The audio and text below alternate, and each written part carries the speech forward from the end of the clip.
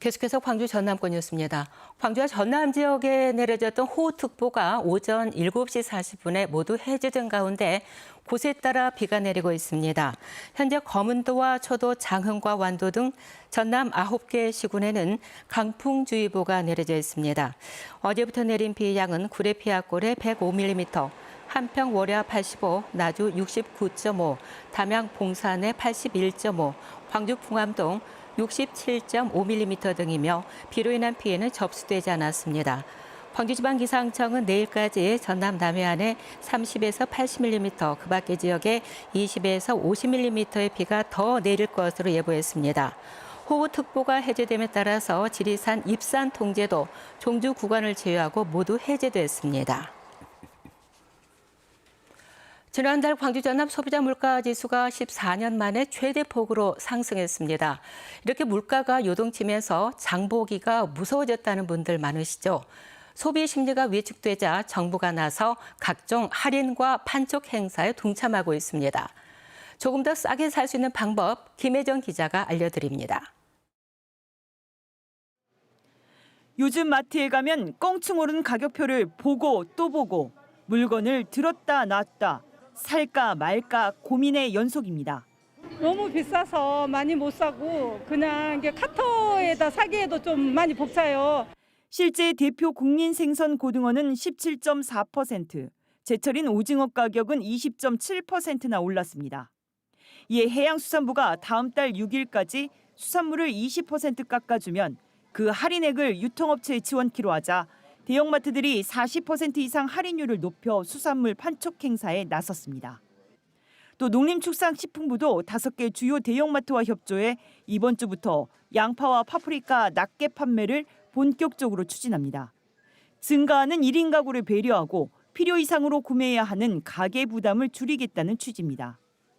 양파를 망으로 사기에는 좀 금액이 너무 비싸서 낱개로 구매한 게 좀 이익 같아서. 또 제로페이를 통해 모바일 수산물 상품권을 구입하면 1인당 최대 4만 원까지 할인받을 수 있고 해당 상품권은 내년 2월까지 전통시장 등 제로페이 가맹 수산 매장에서 사용할 수 있습니다. KBS 뉴스 김혜정입니다. 정황근 농림축산식품부 장관과 김영로 전남지사가 어제 무안 전남 서남부 채소 농협을 방문해서 가격이 급등하고 있는 양파의 출하 동향을 점검하고 중장기 수급 안정을 위한 현장 의견을 들었습니다. 이 자리에서 정 장관은 정부 수매 양파를 방출해 가격을 안정시키겠다고 밝혔고 김 지사는 채소 가격 안정제 사업 물량 확대를 건의했습니다. 서울 가락동 시장 기준 최근 양파 도매 가격은 1kg당 1,479원으로 평년과 비교해서 2배가량이 급등했습니다. 광주 전남 전기 노동자들이 임금 인상을 요구하며 2주 넘게 파업을 이어가고 있습니다. 다른 지역보다 임금이 낮다는데 그 이유가 불법 재하도급 때문이라고 주장합니다. 전기노조는 광주 전남 한전 협력업체 중 절반 이상이 불법 하도급을 주고 있다고 폭로했습니다. 보도 김정대 기자입니다.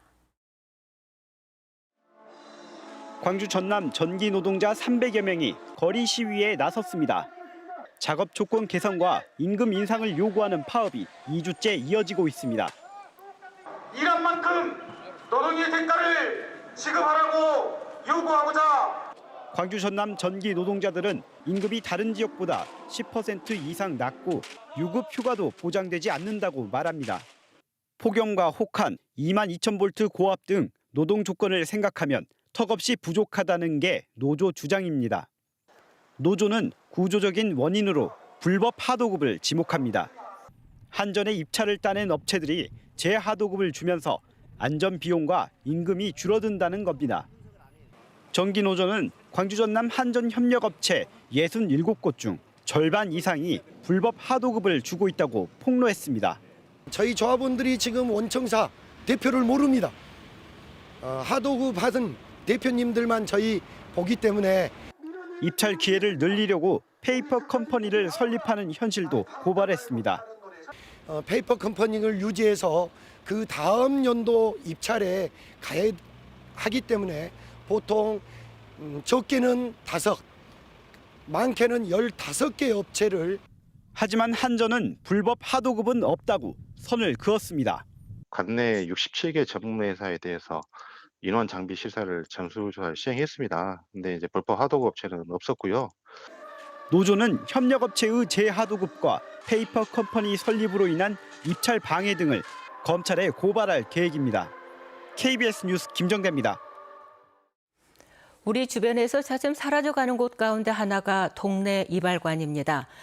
광양시 광양읍에 100년 넘게 이어져온 이발관이 있다고 하는데요. 이곳에서 50년 가까이 한자리에서 가위를 잡고 있는 나이 80의 이발사 김형태 씨를 이성각 기자가 만나봤습니다.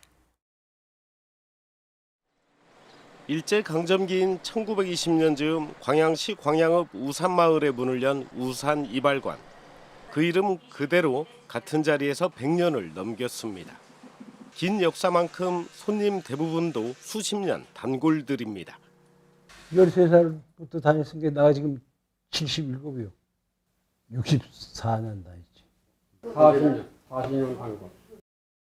100년 넘은 이 이발관의 주인은 20살의 자격증을 딴 뒤로 60년, 이곳에서만 50년 가까이 가위를 잡아온 올해 80의 이발사 김형태 씨. 1대부터 4대까지 50여 년, 그리고 김형태 씨가 우산 이발관의 5대 이발사입니다. 한테 알아봤어요. 일대가 그분이 차려가지고 했다 그래요. 체력도 시력도 예전 같지 않다고 하지만 섬세한 가위질에 잔뜩 날선 면도칼로 수염을 밀어내는 모습에선 연륜이 묻어납니다. 까까머리 중학생이 중년이 되어 불쑥 찾아올 수 있는 건 한자리를 지켜온 덕분입니다. 학교 다닐 때 한 30년 전에 보고 지금까지 하신다고 참 날보 건강하시다고 그런 분이 2분 찾아왔어요. 세월을 비켜가지 못해 은퇴를 그리고 폐업을 고민하던 시점. 아버지가 만류할까 몰래 이용사 자격증을 딴 막내딸의 도움이 큰 힘이 됐습니다. 나 이제 그만둔다는 소식을 듣고는 강주 가서 이제 학원에 다니면서 이용 민해직을 따고 갔어. 난 그런 걸 몰랐죠. 세월의 무게를 견뎌내며 묵묵히 한자리를 지켜온 100년 이발관. 우산이라는 것이 안 변하겠죠. 우산 이발관이라는 것이 변하지는 않을 거예요. 그대로 이제 이어나가죠. 그동안 그랬던 것처럼 이발관 3색 회전 등은 오늘도 돌고 있습니다. KBS 뉴스 이성각입니다.